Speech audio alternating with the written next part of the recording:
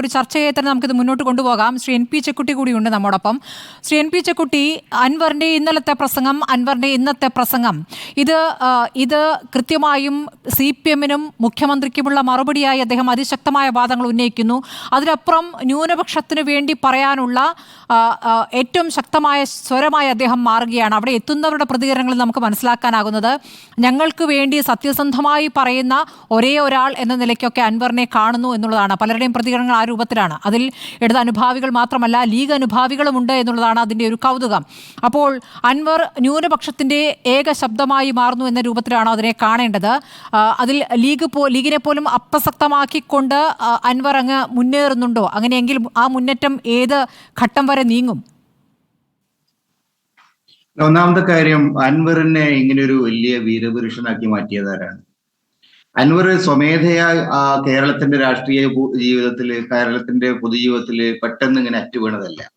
അൻവർ എന്ന് പറയുന്ന വ്യക്തിയെ പൊതുമണ്ഡലത്തിൽ കൊണ്ടുവന്നത് CPIയുടെ സീറ്റ് അദ്ദേഹത്തിന് നേരത്തെ വോട്ടുകൾ മാറി കൊടുത്തതാണ് അദ്ദേഹത്തിന് പൊതുമണ്ഡലത്തിൽ അവര് വികസിപ്പിച്ചു കൊണ്ടുവന്നത്. യഥാർത്ഥത്തില് മുന്നണിക്കകത്ത് മറ്റൊരു കക്ഷിക്ക് കിട്ടേണ്ട വോട്ടുകൾ മറിച്ചു കൊടുത്തുകൊണ്ടാണ് അൻവറിനെ ഒരു കഥാപാത്രമാക്കി കൊണ്ടുവരുന്നത്. പിന്നീട് അൻവറെ മലപ്പുറം ജില്ലയില് നിലമ്പൂര് അതിലും കുറച്ച് വ്യക്തത വേണ്ടേ ശ്രീ എൻ പി ചെക്കുട്ടി? CPIയുടെ സ്ഥാനാർത്ഥിയെ അല്ലെ? CPIയുടെ സ്ഥാനാർത്ഥിക്ക് CPIയുടെ സ്ഥാനാർത്ഥി സീറ്റുമായിരുന്നു. പക്ഷേ ഇടതുപക്ഷത്തിന്റെ സീറ്റൊക്കെ വോട്ടൊക്കെ കിട്ടിയത് അൻവറിനെ. കണക്ക് നോക്കിയാൽ അറിയാം, എല്ലാവർക്കും അറിയാം. CPI വിഡ്ഢികൾ, അവർക്കൊന്നും പറയാനും ശേഷിയില്ലാത്തതൊന്നും മിണ്ടാണ്ടിരിക്കുന്നു മാത്രം. അപ്പൊ അങ്ങനെ അൻവറിനെ കേരള രാഷ്ട്രീയത്തിൽ ഒരു മഹാവ്യക്തിത്വമാക്കി കൊണ്ടുവന്നത് CPM തന്നെയാണ്. അതിന് അവർക്ക് അവരുടെ കാരണങ്ങളുണ്ടാവും. പക്ഷേ അൻവർ ഈ വിഷയത്തിലൊക്കെ തന്നെ അൻവർ ഉന്നയിച്ച പ്രശ്നങ്ങൾക്ക് പരിഹാരം ഉണ്ടാക്കാൻ, ചർച്ചകളിലൂടെ പരിഹാരം ഉണ്ടാക്കാൻ കഴിയുന്നു. കാരണം അദ്ദേഹം ചില പോലീസുകാരെ കുറിച്ചുള്ള പ്രശ്നങ്ങളാണ് ഉന്നയിച്ചത്. വളരെ സാധാരണ നിലയിൽ ഒരു പൊതുപ്രവർത്തകൻ എന്ന നിലയിൽ അദ്ദേഹം ഉന്നയിക്കാൻ ബാധ്യസ്ഥമായിട്ടുള്ള വിഷയങ്ങളാണ് അദ്ദേഹം ഉന്നയിച്ചിട്ടുള്ളത്. മലപ്പുറത്ത് SP ഓഫീസിൽ മരം വെട്ടിക്കൊണ്ടുപോയി. SP ഓഫീസിലെ മരം എന്ന് പറഞ്ഞാൽ വലിയ എത്രയോ നൂറ്റാണ്ടുകൾ പഴക്കമുള്ള മരങ്ങളാണത്. വളരെ വിലപിടിച്ച മരങ്ങൾ. അതെങ്ങനെ അപ്രത്യക്ഷമായി? അത് കാണാൻ പോയപ്പോൾ അയാൾ അങ്ങോട്ട് കയറ്റിയിട്ടില്ല. ആ തരത്തിൽ ഒരു ജനപ്രതിനിധിയോട് കാണിക്കേണ്ട മിനിമം മര്യാദ ഈ സർക്കാർ കാണിച്ചിട്ടില്ല. അപ്പൊ അതുകൊണ്ട് ഈ വിഷയം, അൻവറിന്റെ വിഷയം, അൻവറിന്റെ ഒരു വലിയ ഒരു പ്രധാനപ്പെട്ട കഥാപാത്രമാക്കി മാറ്റിയത് മുഖ്യമന്ത്രിയുടെ കീഴിലുള്ള ആഭ്യന്തര വകുപ്പാണ്, പോലീസാണ്. എന്തുകൊണ്ട് അത് ചെയ്തു എന്ന് എനിക്കറിയില്ല. പക്ഷേ ഇന്നിപ്പോ അൻവർ ഉന്നയിക്കുന്ന പ്രശ്നങ്ങൾ വളരെ ഗൗരവമുള്ളതാണ്. ഉദാഹരണത്തിന് മുഖ്യമന്ത്രി അൻവറിന് മറുപടി പറഞ്ഞുകൊണ്ട് ഇന്ന് ഹിന്ദുവിൽ പറഞ്ഞിരിക്കുന്നത്, അൻവറിനെ കുറിച്ച് പറഞ്ഞുകൊണ്ട് അദ്ദേഹം പറയുന്നത് 123 കോടി രൂപയുടെ സ്വർണം മലപ്പുറത്ത് പിടിച്ചു. എങ്ങനെ ഈ മലപ്പുറത്ത് മാത്രമായിട്ട് പിടിക്കുക? കരിപ്പൂർ എയർപോർട്ടിൽ പിടിക്കുന്ന ഗോൾഡ് മുഴുവൻ മലപ്പുറത്തേക്ക് പോകുന്നതാണോ? ഞാൻ മനസ്സിലാക്കിയത് കണ്ണൂർക്കാരായിട്ടുള്ള ആളുകൾ ഈ ഗോൾഡ് പൊട്ടിക്കൽ പരിപാടി ഉണ്ടായിരുന്നു. CPM-ന്റെ ആളുകളാണ് ഗോൾഡ് പൊട്ടിക്കൽ പരിപാടിയിൽ ഉൾപ്പെട്ടിരുന്നത്. ആയങ്കി എന്നൊക്കെ പറഞ്ഞ ചില വിദ്വാന്മാര്. അത് യഥാർത്ഥത്തിൽ ആ സംഭവം നടന്നിരിക്കുന്നത് എവിടെയാണ്? രാമനാട്ടുകരയിലാണ്. കൊണ്ടോട്ടിക്ക് അടുത്തുള്ള കരിപ്പൂർ എയർപോർട്ടിൽ നിന്ന് രാമനാട്ടുകരയിൽ വന്നിട്ട് രാമനാട്ടുകര ചടി സംഭവം ഉണ്ടാകുന്നത്. അപ്പൊ അതില് പിന്നെ ഈ പറയുന്ന പണവും അതിനകത്ത് ഉൾപ്പെടും. ഇയാൾ പറയുന്ന 121 കോടിയിൽ കുറെ കോടികൾ ഈ രാമനാട്ടുകര സംഭവമാണ്. യഥാർത്ഥത്തിൽ രാമനാട്ടുകര ആയാലും ശരി, കൊടുവള്ളി ആയാലും ശരി, കണ്ണൂരായാലും ശരി, തലശ്ശേരി ആയാലും ശരി, അവിടെ പല ആളുകൾക്കും വേണ്ടി ഈ ഗോൾഡ് വരുന്നുണ്ട്. ഇതെല്ലാം എങ്ങനെ മലപ്പുറത്തിന്റെ തലയിൽ ഇദ്ദേഹം കിട്ടി? ശ്രീ എൻ പി ചെക്കുട്ടി, ഞാൻ ഉണ്ണി ബാലകൃഷ്ണനാണ്. ഞാനൊന്ന് ഇടപെടുകയാണ്. ഇതിപ്പോ എവിടെ നിന്ന് കൊണ്ടുവന്നാലും മുഖ്യമന്ത്രി മലപ്പുറം കേന്ദ്രീകരിച്ച് ഇത്തരത്തിലുള്ള ആന്റി നാഷണൽ ആയിട്ടുള്ള ദേശവിരുദ്ധമായിട്ടുള്ള പ്രവർത്തനങ്ങൾ നടക്കുന്നു എന്ന് വിളിച്ചു പറയുമ്പോൾ എൻ്റെ ഒരു ചോദ്യം, ഞാനത് ഷാഫി ചാലിയത്തോട് ചോദിച്ചിരുന്നു, അത് ഒരു നയവ്യതിയാനമാണോ? CPM-ന്റെ നിലപാടിൽ ഉണ്ടായിരിക്കുന്ന ഒരു വ്യതിയാനമാണോ? അതോ ഒരു ദീർഘകാല പദ്ധതിയാണോ? ഇനി ഏതായാലും മതന്യൂനപക്ഷങ്ങളെ പ്രീണിപ്പിച്ചിട്ട് കേരളത്തിൽ വോട്ട് നേടാനൊന്നും കഴിയുന്നുമില്ല, എന്നാൽ തങ്ങളുടെ പരമ്പരാഗത vote bank, Hindu Ezhava vote ബാങ്കിലൊക്കെ വലിയ ചോർച്ചകൾ വരികയും ചെയ്യുന്നു. ആ സാഹചര്യത്തിൽ ഇനിയിപ്പം മതന്യൂനപക്ഷങ്ങളുടെ കൂട്ടത്തിൽ നിർത്തിക്കൊണ്ട് മുന്നേറ്റമുണ്ടാക്കാൻ കഴിയില്ല എന്ന് ബോധ്യപ്പെടുന്ന CPM ഭൂരിപക്ഷ വർഗീയതയോടൊപ്പം തന്നെ ന്യൂനപക്ഷ വർഗീയതയും ചേർക്കേണ്ടതാണെന്നുള്ള നിലപാട് ഇപ്പോൾ ബ്രാഞ്ച് സമ്മേളനങ്ങളിലൊക്കെ ചർച്ച ചെയ്തുകൊണ്ടിരിക്കുന്ന CPM അത്തരത്തിലൊരു നയവ്യതിയാനത്തിലേക്ക് പോകുന്നുണ്ടോ? തങ്ങളുടെ വോട്ട് ബാങ്കിൽ ഉണ്ടായിട്ടുള്ള ഒരു ചോർച്ച തിരിച്ചു പിടിക്കുക എന്നൊരു ലക്ഷ്യം ഇക്കാര്യത്തിലുണ്ടോ? അല്ല ഉണ്ണി, അങ്ങനെ ഒരു മുഖ്യമന്ത്രിക്ക് മാത്രം ഒരു വ്യതിയാനം കൊണ്ടുവരാൻ കഴിയില്ല. CPM-ന്റെ പൊളിറ്റിക്കൽ ലൈൻ എന്ന് പറയുന്നത് CPM-ന്റെ കമ്മിറ്റികൾ, കേന്ദ്ര കമ്മിറ്റി അടക്കം വളരെ കൃത്യമായിട്ട് ആലോചിച്ചു കൊണ്ടുവരുന്ന ഒരു നയങ്ങളാണ്. അപ്പൊ ഇതിനകത്ത് സംഭവിച്ചത് മുഖ്യമന്ത്രിയുടെ രാഷ്ട്രീയമായിട്ടുള്ള നിലപാടുകൾ നമ്മളിപ്പം യഥാർത്ഥത്തിൽ അദ്ദേഹത്തിന്റെ ഒരു സെൻസ് ഓഫ് പ്രൊപ്രൈറ്റി അദ്ദേഹത്തിന് ഒരു പൊളിറ്റിക്കൽ സെൻസ് ഇത് തന്നെ ചോദ്യം ചെയ്യപ്പെടുന്ന ഒരു അവസ്ഥയുണ്ട്. കാരണം അദ്ദേഹം യഥാർത്ഥത്തിൽ CPM-ഉമായിട്ടും CPM-ലെ കമ്മിറ്റികളിലൊന്നും ചർച്ചകൾ നടക്കുന്നില്ല. യഥാർത്ഥത്തിൽ അദ്ദേഹം എടുക്കുന്ന നിലപാടുകൾ CPM-ന്റെ നിലപാടുകളാണെന്ന് എനിക്കിപ്പോഴും തോന്നുന്നില്ല.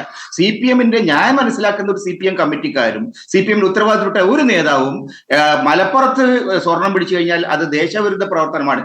അങ്ങനെയാണെങ്കിൽ ഉണ്ണി തിരുവനന്തപുരത്ത് വെച്ചിട്ട് ഡിപ്ലോമാറ്റിക് ബാഗിൽ ഗോൾഡ് പിടിച്ചിട്ടില്ലേ, ഗോൾഡ് കടത്തിയിട്ടില്ലേ? അത് ദേശാഭിമാന പ്രവർത്തനമായിട്ട് അതാണ് ഞാൻ പറയുന്നത്. അല്ല, അപ്പൊ അതൊന്നും അറിയാം. നമ്മൾ ഈ പിണറായി വിജയനെ അണ്ടർ എസ്റ്റിമേറ്റ് ചെയ്യരുത്. ഒന്ന് രണ്ട് കാര്യങ്ങൾ ഞാൻ പറയാം.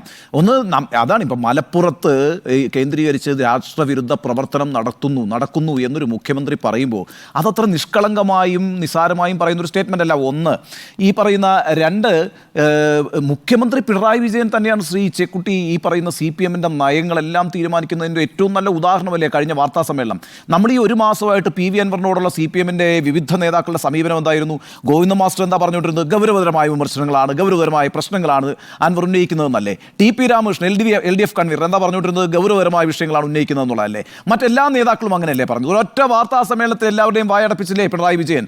എന്നിട്ട് പിന്നെ പിണറായി വിജയൻ പറഞ്ഞ കാര്യമാണല്ലോ പിറ്റേ ദിവസം വാർത്താക്കുറിപ്പായിട്ടൊരു സ്റ്റേറ്റ്മെന്റ് ആയിട്ട് CPM ഇറക്കുന്നത്.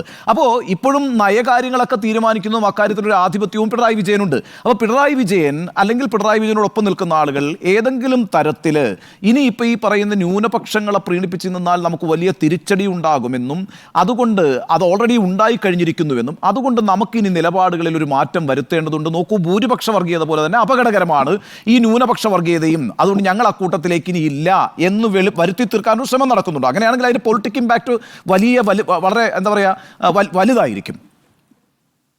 അല്ല ഉണ്ണി, ഇതിനകത്തുള്ള ഒരു പ്രശ്നം എന്താണെന്ന് വെച്ച് കഴിഞ്ഞാല് CPM-ന്റെ നയങ്ങള് കേരളത്തിൽ തീർച്ചയായും പിണറായി വിജയൻ നിശ്ചയിക്കുന്ന തന്നെയാണ് നയം.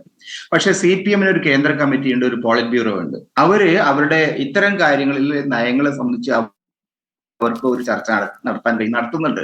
അപ്പൊ അതുകൊണ്ട് ഈ വിഷയത്തിൽ അന്തിമമായിട്ട് CPM ഒരു ഭൂരിപക്ഷ പ്രീണന നയത്തിലേക്ക് പോയി എന്ന് ഇപ്പോഴും ബോധ്യമായിട്ടില്ല. കാരണം എന്തുകൊണ്ടാ വെച്ചാൽ ആ പാർട്ടിയുടെ ചരിത്രത്തെക്കുറിച്ച്, ആ പാർട്ടിയുടെ പാരമ്പര്യങ്ങളെ കുറിച്ച്, ആ പാർട്ടിയുടെ മതേതര പ്രതിബദ്ധതയെക്കുറിച്ച് ഇന്നും ഒരു ബഹുമാനമുള്ള ഒരാളെന്ന നിലയിൽ CPM എന്ന് പറയുന്ന കക്ഷി വളരെ പരസ്യമായിട്ട് സംഘപരിവാരത്തിന്റെ നിലപാടുകളിലേക്ക് പോകും എന്ന് ഇപ്പോഴും ഞാൻ പ്രതീക്ഷിക്കുന്നില്ല. പക്ഷേ മുഖ്യമന്ത്രിയുടെ വാക്കുകൾ പറയുന്നത് ശരിയാണ്. പാർട്ടിക്ക് അങ്ങനെ ഒരു ഘടനയൊക്കെ ഉണ്ട്. പക്ഷേ കേന്ദ്ര നേതൃത്വം എടുക്കുന്ന നിലപാടുകൾ എത്രത്തോളം ഇവിടെ നടപ്പാക്കുന്നു എന്നൊരു വിഷയം കൂടി ഉണ്ടല്ലോ. മാത്രമല്ല, ഈ കേന്ദ്ര നേതൃത്വത്തെ സ്വാധീനിക്കാൻ കഴിയുന്ന അത്രയും ശക്തമാണ് കേരള ഘടകം.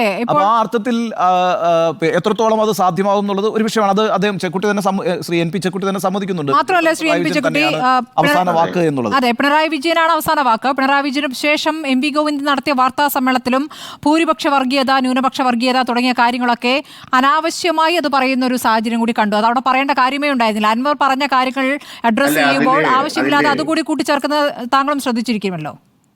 അല്ല, അതിൽ ഞാൻ എന്റെ ആർഗ്യുമെന്റ് എന്താ വെച്ചാൽ മുഖ്യമന്ത്രി ഇപ്പൊ എടുത്ത നിലപാട് പാർട്ടിയുടെ പൊതു നിലപാടാണോ എന്നുള്ളതിനെ കുറിച്ച് മാത്രമേ എനിക്ക് സംശയമുള്ളൂ. മുഖ്യമന്ത്രി ഇത് പറഞ്ഞിരിക്കുന്നത് തീർത്തും ഒരു ഹിന്ദുത്വവാദ സമീപനമാണ്, ഹിന്ദു വർഗീയതയെ പ്രീണിപ്പിക്കുന്നതാണ്. കാര്യത്തിൽ ഒരു തർക്കവുമില്ല. പക്ഷേ ഈ മുഖ്യമന്ത്രി അദ്ദേഹം പാർട്ടി സെക്രട്ടറി ആയിരുന്ന കാലത്ത്, അതെന്റെ ഓർമ്മ ശരിയാണെങ്കിൽ 2005 മറ്റോ കരുണാകരന്റെ DIC എന്ന് പറയുന്ന പാർട്ടിയെ കേരളത്തിലെ LDF-ന്റെ ഭാഗമായിട്ട് കൊണ്ടുവരാൻ വലിയ ശ്രമം നടത്തിയിരുന്നു. ഏതാണ്ട് അദ്ദേഹം അതിൽ വിജയിച്ചു എന്നാണ് പത്രങ്ങൾക്ക് എഴുതി ആളുകളൊക്കെ കരുതിയതും അതാണ്. പക്ഷെ അന്ന് പ്രകാശ് കാരാട്ട് ജനറൽ സെക്രട്ടറി ആയിരുന്ന ആള് ഇതേ പിണറായി വിജയനെ തിരുവനന്തപുരത്ത് പത്രസമ്മേളനത്തിൽ ഇരുത്തിക്കൊണ്ട് അദ്ദേഹം പറഞ്ഞു ഒരു പരിപാടി നടക്കാൻ പോകുന്നില്ല, അങ്ങനെ DIC ഇടതുപക്ഷ മുന്നണിയുടെ ഭാഗമായി വരുന്ന പ്രശ്നമേ ഇല്ല എന്ന് പറഞ്ഞുകൊണ്ട് അന്ന് കരുത്തനായിരുന്നു പിണറായി. ആ കരുത്തനായി പിണറായിയെ കട്ട് ചെയ്തൊരു പാർട്ടിയാണ്. അപ്പൊ അതുകൊണ്ട് ഇത് മറ്റ് ഭരണപരമായ വിഷയങ്ങൾ നമുക്ക് മനസ്സിലാക്കാൻ കഴിയും. മുഖ്യമന്ത്രി പറയുന്നത് തന്നെയാണ് ശരി, ഭരണപരമായ കാര്യങ്ങളിലൊക്കെ മുഖ്യമന്ത്രിയാണ് ശരി. നേരത്തെ ഇന്നലെ വരെയുള്ള വിഷയങ്ങൾ ഭരണപരമായ വിഷയങ്ങൾ. പക്ഷെ ഇന്ന് ഹിന്ദുവിൽ അദ്ദേഹം നൽകിയിരിക്കുന്ന ഒരു പോളിസി സ്റ്റേറ്റ്മെന്റ്, ആ പോളിസി സ്റ്റേറ്റ്മെന്റ് പാർട്ടിയുടെ ഇന്നേ വരെയുള്ള രാഷ്ട്രീയ നയങ്ങളെ ചോദ്യം ചെയ്യുന്നതാണ്. അങ്ങനെയെങ്കിൽ ശ്രീ NP ചെക്കുട്ടി, താങ്കൾ പറയുന്നത് ഈ ഷാഫി ചാലിയം പറയുന്നതിനോട് താങ്കൾ യോജിക്കുകയാണോ? അതായത് കേന്ദ്ര സർക്കാരിനെ ഭയന്ന്, BJP സർക്കാരിനെ ഭയന്നുകൊണ്ട് ചെയ്യുന്ന നടപടികൾ എന്നാണോ താങ്കളും അതിനെ കാണുന്നത്? ഞാൻ അങ്ങനെ ഒരു രാഷ്ട്രീയമായിട്ടുള്ള ആരോപണമൊന്നും ഇപ്പോൾ ഉന്നയിക്കാൻ ആഗ്രഹിക്കുന്നില്ല. കാരണം എനിക്ക് പിണറായി വിജയന്റെ വ്യക്തിഗതമായ വിഷയങ്ങളെ കുറിച്ച് എനിക്ക് കൃത്യമായിട്ട് അറിയില്ല. ഒരു പക്ഷേ അത്തരത്തിലുള്ള വിഷയം ഉണ്ടാക്കാം. ലീഗിന്റെ പ്രതിനിധിയാണ്, ഞാനൊരു പത്രപ്രവർത്തകൻ എന്ന നിലയിൽ പിണറായി വിജയൻ ഇന്ന് എടുത്തിരിക്കുന്ന സമീപനം ആ പാർട്ടിയുടെ തന്നെ നയങ്ങൾക്ക് ഘടകവിരുദ്ധമാണെന്ന് ഞാൻ പറയുന്നത്.